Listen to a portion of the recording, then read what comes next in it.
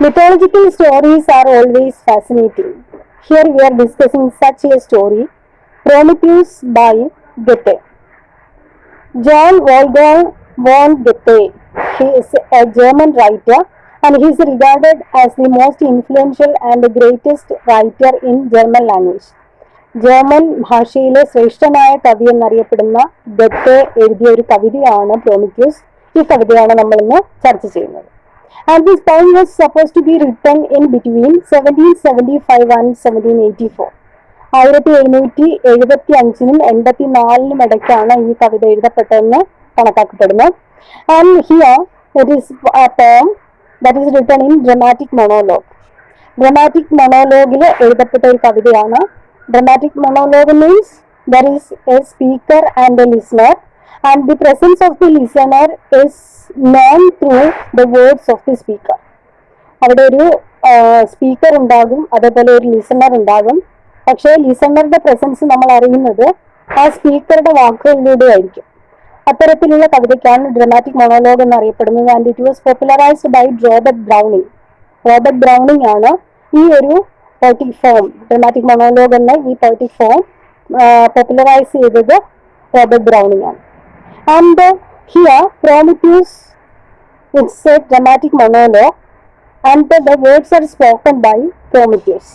ഇതൊരു dramatic monologue ആണ്. ഇതിലെ സ്പീക്കർ പ്രോമിത്യൂസ് ആണ്. And Prometheus is a rebellious titan in Greek mythology.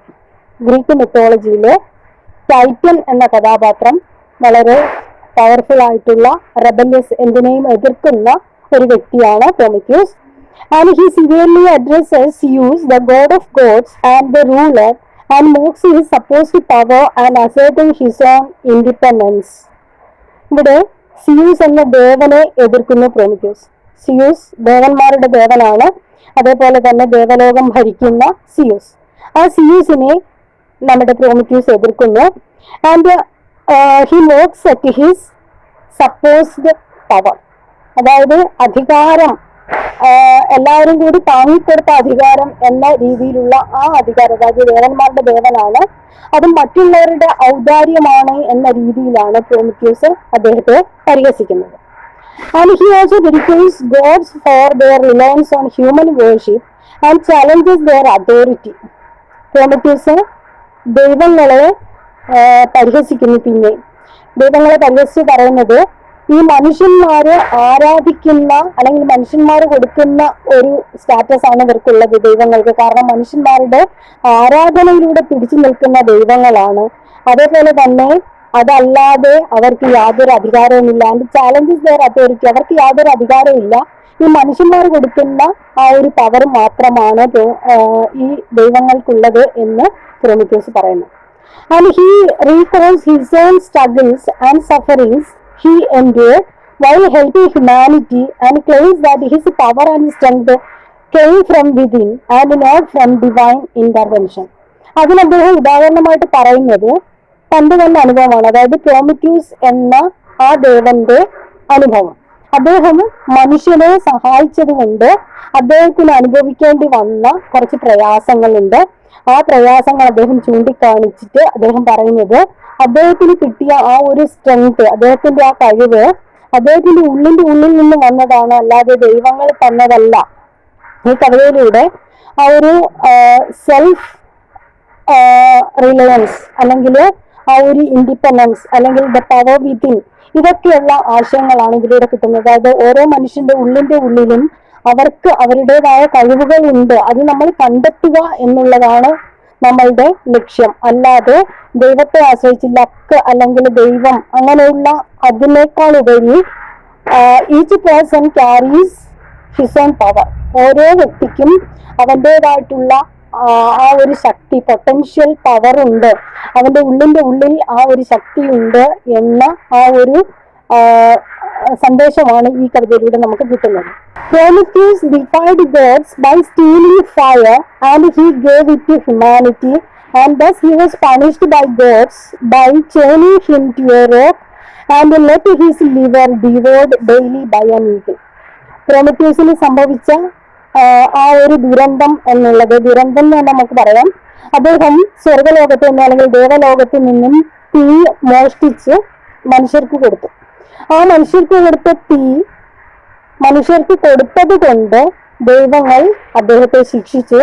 അങ്ങനെ ദൈവങ്ങൾ അദ്ദേഹത്തെ ശിക്ഷിച്ചത് ഒരു പാറയിൽ, വലിയൊരു പാറയിൽ അദ്ദേഹത്തെ കെട്ടിയിട്ടു. അങ്ങനെ കെട്ടിയിട്ടിട്ട് ഒരു പരുന്ത് അല്ലെങ്കിൽ ഒരു കഴുകൻ ഡെയിലി അദ്ദേഹത്തിന്റെ ലിവർ കൊത്തി തിന്നുന്ന രീതിയിലേക്ക് ആക്കി മാറ്റി. ഇതാണ് ഗ്രീക്ക് മിത്തോളജിയിലെ പ്രോമിത്യൂസിന്റെ കഥ. മനുഷ്യരെ സഹായിച്ചത് കൊണ്ടാണ് പ്രോമിത്യൂസിന് അത്തരത്തിലുള്ള ഒരു ദുരന്തം അനുഭവിക്കേണ്ടി വന്നത്. And he defies Zeus by arguing that time and fate shape existence, not the gods. അദ്ദേഹം വീണ്ടും സിയൂസിനോട് പറയുന്നു, ഒരു മനുഷ്യന്റെ നിലനിൽപ്പ് അത് ആശ്രയിച്ചിരിക്കുന്നത് ദൈവങ്ങളെയല്ല, മറിച്ച് അവന്റെ സമയം, അതേപോലെ തന്നെ അവന്റെ വിധിയെയും അവന്റെ കാലം അല്ലെങ്കിൽ അവന്റെ സമയത്തെയും അനുസരിച്ചാണ് ഒരു മനുഷ്യന്റെ നിലനിൽപ്പ്, അല്ലാതെ ദൈവങ്ങളുടെ കരുണയിലല്ല ഒരു മനുഷ്യൻ നിലനിൽക്കുന്നത് എന്ന് പറയുന്നു. And Prometheus became pride in creating humanity in his own image, who is capable of suffering, joy and sorrows. അതേപോലെ തന്നെ പ്രോമിത്യൂസിന് അഭിമാനം തോന്നുന്നു. അതായത് മനുഷ്യനെ സൃഷ്ടിച്ചത് സങ്കടവും ദുഃഖവും എല്ലാം അനുഭവിക്കാൻ പ്രാപ്തമാകുന്ന രീതിയിലാണ് മനുഷ്യനെ സൃഷ്ടിച്ചത്. അതുകൊണ്ട് അദ്ദേഹം അഭിമാനിക്കുന്നു. And Goethes Prometheus is a strict critic of divine authority and an assertion of human will and independence.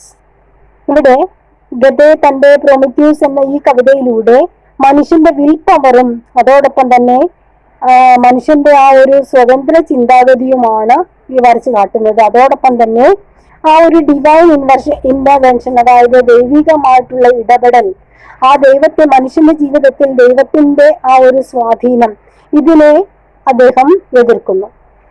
And Prometheus criticizes Zeus, emphasizing his struggle and sufferings and also resilience. അതേപോലെ തന്നെ പ്രോമിത്യൂസ് സിയൂസിനെ എതിർക്കുന്നത് അദ്ദേഹത്തിന്റെ personal sufferings. നമ്മൾ നേരത്തെ പറഞ്ഞു, തീ ദേവലോകത്തിൽ നിന്ന് മോഷ്ടിച്ച് മനുഷ്യർക്ക് കൊടുത്തതിന്റെ പേരിൽ അദ്ദേഹത്തെ പാറയിൽ ബന്ധിച്ച് കഴുകന് അദ്ദേഹത്തിന്റെ കരൾ കൊത്തിത്തിന്നാൻ പാകത്തിൽ വെച്ചു കൊടുത്ത ദൈവങ്ങളാണ്. ആ ദൈവങ്ങളെ അദ്ദേഹം നിശിതമായി വിമർശിക്കുന്നു. അതോടൊപ്പം തന്നെ തന്റെ വ്യക്തിപരമായിട്ടുള്ള കഷ്ടപ്പാടുകൾ അദ്ദേഹം ചൂണ്ടിക്കാട്ടുന്നു.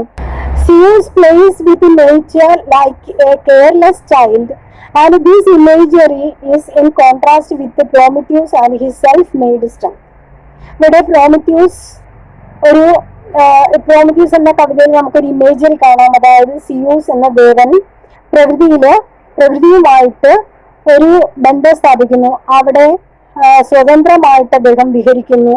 അതായത് പ്രകൃതി എന്നത് ഒരു കെയർലെസ് ചൈൽഡ്, യാതൊരു വിചാരങ്ങളും ഇല്ലാത്ത അല്ലെങ്കിൽ സ്വതന്ത്രമായ ഒരു കുട്ടി എപ്രകാരം എൻജോയ് ചെയ്താണോ ഈ പ്രകൃതിയിൽ കളിക്കുന്നത്, അല്ലെങ്കിൽ അവൻ നടക്കുക ഓടുകയൊക്കെ ചെയ്യുന്നത്, അതേപോലെ സിയൂസ് നേച്ചറുമായിട്ട് അല്ലെങ്കിൽ പ്രകൃതിയുമായിട്ട് അദ്ദേഹം ഒരു നല്ല ബന്ധം സ്ഥാപിക്കുന്നു. അത് പ്രോമിത്യൂസ്, അതൊരു ഇമേജറിയാണ്. അത് പ്രോമിത്യൂസിന്റെ സെൽഫ് വിൽ അതിനെതിരാണ്. അതായത് അദ്ദേഹം ഉണ്ടാക്കിയെടുത്ത ആ ഒരു സെൽഫ് കറേജ്, സ്വന്തം ആ ഒരു ശക്തി, അതിന് എതിരായിട്ടാണ് ഇവിടെ ആ ഒരു ഇമേജറി കാണിക്കുന്നത്. കാരണം ഇവിടെ സിയൂസ് എന്ന ദേവന് യാതൊരു കഷ്ടപ്പാടുകളോ ബുദ്ധിമുട്ടുകളോ ഒന്നുമില്ല. അദ്ദേഹം ദേവങ്ങളുടെ ദേവനാണ്, അല്ലെങ്കിൽ ദേവന്മാരുടെ ദേവനാണ്. അദ്ദേഹത്തിന് മറ്റ് ബുദ്ധിമുട്ടുകളോ അല്ലെങ്കിൽ പ്രയാസങ്ങളൊന്നുമില്ല. അതേസമയം പ്രോമിത്യൂസ് അങ്ങനെയല്ല. അദ്ദേഹത്തിന് ഒരുപാട് പേഴ്സണൽ സഫറിങ്സ് ഉണ്ട്. മനുഷ്യന് തീ കൊടുത്തതിന്റെ പേരിൽ ഒരുപാട് കഷ്ടപ്പെട്ട വ്യക്തിയാണ് അദ്ദേഹം. അതേപോലെ തന്നെ ആ ഒരു സെൽഫ് വില്ലുള്ള വ്യക്തിയാണ്, സ്വന്തമായിട്ട് ആ ഒരു കറേജ് നേടിയെടുത്ത വ്യക്തിയാണ് Prometheus. And the poem portrays gods as powerless without human devotion. And ഇവിടെ ഈ കവിതയിലൂടെ ദൈവങ്ങളെ ഒന്നിനും കൊള്ളാത്ത അല്ലെങ്കിൽ ശക്തിയില്ലാത്ത, മനുഷ്യന്റെ ആ ഒരു ഡിവോഷൻ ഇല്ല എങ്കിൽ, അർപ്പണം ഇല്ല എങ്കിൽ, മനുഷ്യന്മാരെ ആരാധിച്ചില്ല എങ്കിൽ ദൈവങ്ങൾ ഒന്നിനും കൊള്ളില്ല എന്ന രീതിയിലാണ് ഈ ഒരു കവിതയിൽ അദ്ദേഹം വരച്ചു കാണിക്കുന്നത്. And it also echoes the supremacy is an illusion maintained by blind faith. ഇവിടെ ദൈവങ്ങളുടെ സുപ്രമസി അല്ലെങ്കിൽ ദൈവങ്ങളുടെ പരമാധികാരം എന്നത് അന്ധമായ വിശ്വാസത്തിന്റെ പേരിൽ മനുഷ്യൻ കൊടുത്ത ഒരു മിഥ്യയാണ്, അല്ലെങ്കിൽ അന്ധമായ വിശ്വാസത്തിന്റെ പേരിൽ മനുഷ്യൻ ചാർത്തിക്കൊടുത്ത ഒരു മിഥ്യാധാരണയാണ് ദൈവങ്ങളുടെ സുപ്രമസി എന്നാണ് ഈ കവിതയിൽ പറയുന്നത്. And on A deeper level the poem embodies enlightenment ideals, particularly the rejection of religious dogmas in favor of human reason and self-determination. ഇവിടെ കുറച്ചുകൂടി ആഴത്തിൽ നമ്മൾ ഈ കവിത പഠിക്കുകയാണെങ്കിൽ ഇതിൽ കുറെ ആശയങ്ങൾ കാണാം, എൻലൈറ്റ്മെന്റ് ആശയങ്ങൾ, മനുഷ്യന് ഉപകാരപ്രദമായ അല്ലെങ്കിൽ മനുഷ്യന് ഗുണം ഉള്ള കുറെ ആശയങ്ങൾ നമുക്ക് കാണാം. അതിൽ ഏറ്റവും പ്രധാനപ്പെട്ട ഒന്നാണ് his self power and self determination. സ്വന്തം തീരുമാനം എടുക്കാനും സ്വന്തം കാലിൽ നിൽക്കാനുമുള്ള മനുഷ്യന്റെ ആ ഒരു കഴിവിനെയാണ് ഈ ഒരു കവിതയിൽ നമുക്ക് കാണാൻ സാധിക്കുന്നത്. And Prometheus symbolises humanity's struggle for knowledge and progress, and it is almost similar to the scientific and intellectual movements of Goethe's time. ഇതിൽ നമുക്ക് പ്രോമിറ്റ്യൂസിനെ ഒരു സിംബലായിട്ട് കാണാം. അദ്ദേഹം കഷ്ടപ്പാടുകളുടെയും അറിവ് നേടാനും അതേപോലെ തന്നെ പുരോഗതിക്ക് വേണ്ടിയും മനുഷ്യൻ നടത്തുന്ന കഷ്ടപ്പാടുകൾ, അതിന്റെ പ്രതീകമായിട്ട് നമുക്കിവിടെ പ്രോമിറ്റ്യൂസിനെ കാണാം.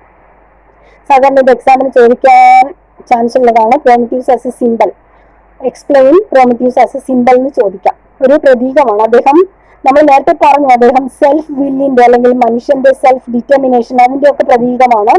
അതേപോലെ തന്നെ ഇവിടെ മനുഷ്യന്റെ സ്ട്രഗിൾ, അതോടൊപ്പം തന്നെ for getting knowledge and progress, പുരോഗതിയും അറിവും നേടിയെടുക്കാൻ വേണ്ടി മനുഷ്യൻ നടത്തുന്ന പ്രയത്നങ്ങൾ അതിന്റെ പ്രതീകമാണ്. അതോടൊപ്പം തന്നെ ഈ കഷ്ടപ്പാടുകൾ ഗതയുടെ കാലഘട്ടത്തിൽ, നമ്മളുടെ എഴുത്തുകാരന്റെ കാലഘട്ടത്തിൽ നിലനിന്നിരുന്ന കഷ്ടപ്പാടുകൾക്ക് സമമാണ്.